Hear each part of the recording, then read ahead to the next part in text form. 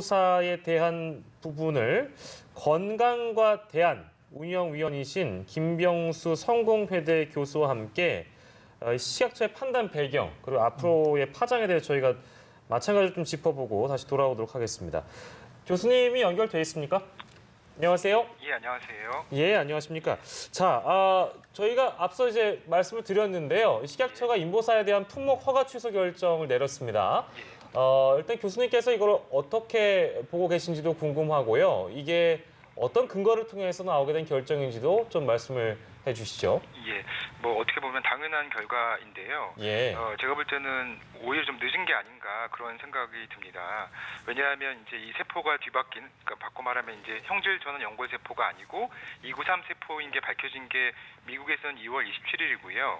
그다음에 우리나라에서 이게 알려진 게 3월 21일 정도 되거든요. 예. 근데 이제 와서 사실은 취소를 한 거는 좀 당연하지만 늦은 결과라고 생각이 되고요. 예. 그리고 오늘 이렇게 발표에서 핵심은 이제 허가 당시에 허위 자료를 제출했다는 거죠. 예. 그러니까 이제 코롱 측이 실제로는 293 세포인데 마치 형질 전환 연골 세포인 것처럼 허위로 이제 자료를 만들어서 제출한 거고, 바꿔 말하면 이제 형질 전환 연골 세포의 존재를 확인하지 못한 겁니다. 예. 예, 그리고 좀 아쉬운 점은 이제 식약처도 사실은 책임이 있는 거거든요. 네. 그런 부분에 대한 충분한 설명이 없었어요. 그래서 이런 식약처가 어떤 배경에서 이런 엉터리 그 약품을 허용하게 됐는지 예. 이런 부분들은 이제 검찰 조사를 통해서 밝혀져야 될 것으로 보입니다. 예, 알겠습니다. 무엇보다 이번 식약처의 허가 취소 결정으로 파장이 클 것으로 보이는데 지금 환자들이 실제 집단 소송까지 나섰다고요? 예, 그렇습니다. 그러니까 지금 뭐 환자들이 여러 형태로 민형사 소송을 지금 진행 중이고요. 그러니까 이제 환자들 입장에서는 뭔가 세계 최초의 획기적인 이런 치료제를 알고 이제 맞았는데 알고 보니까 이제 실험실에만 쓰이는 이상한 이제 293 세포를 맞았다라는 거죠. 예. 당연히 이제 분노하고 그 다음에 우려가 되는 거죠. 왜냐하면 이제 이 세포는 실험 재료로 쓰이는 세포이지, 그러니까 바꿔 말하면 이제 연구용 세포이거든요. 예. 치료용 세포가 아닙니다. 그래서 이런 정체불명의 세포를 맞은 세계 최초의 사례가 아닐까 이렇게 생각이 되고요. 예. 그것도 이제 3,700명이나. 따라서 이 문제는 좀 그 장기간의 추적 조사와 연구가 좀 추가적으로 필요할 것 같고요. 왜냐하면 이게 처음 사례이기 때문에.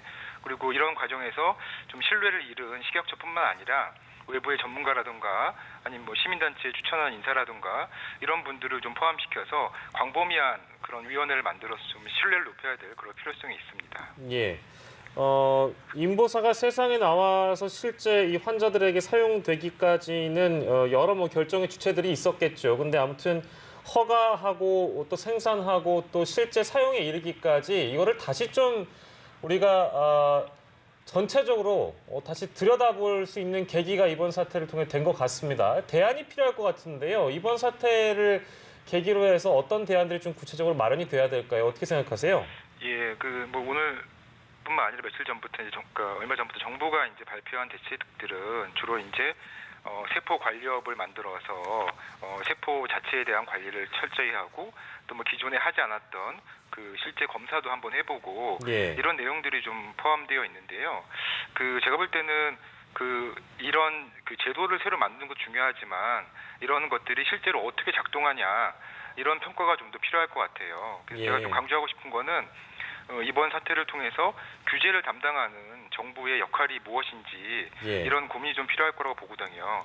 그러니까 그 새로운 절차를 만든 것도 중요하지만 어떻게 운영하느냐가 전 더 중요하다고 보고 사실 이 문제도 규제가 허술해 생긴 문제는 아니거든요. 예. 그래서 제가 볼 때는 앞으로도 이런 그 코롱처럼 뭐 정부로부터 연구비를 받고 또 임상 시험도 하고 그러면서 투자자들한테 투자도 받고 예. 기업의 어떤 가치를 높이는 이런 행위들이 굉장히 증가할 것으로 보이거든요. 예. 근데 이런 상황에서 이제 식약처가 너무 이제 산업적인 측면 또는 바이오 육성 이런 데만 치우치게 되면 사실 문제가 생길 수밖에 없는 거고 예. 그래서 이제 엄격하게 좀 심사할 필요가 있다고 생각이 됩니다. 왜냐하면 이제 이런 엄격하게 심사를 하다 보면 또 이 임상 시험에 참여하는 환자들이라든가 이런 이제 기업으로부터 어떤 이제 보호받아야 될 그 환자들 또 임상 시험 피험자들 이런 것들은 이제 국가가 역할을 좀 해야 되는 거거든요. 그래서 제가 봤을 때는 어떤 심사 절차보다는 어떤 관점을 가지고 정부가 이것들을 꼼꼼히 살펴볼 거냐, 이런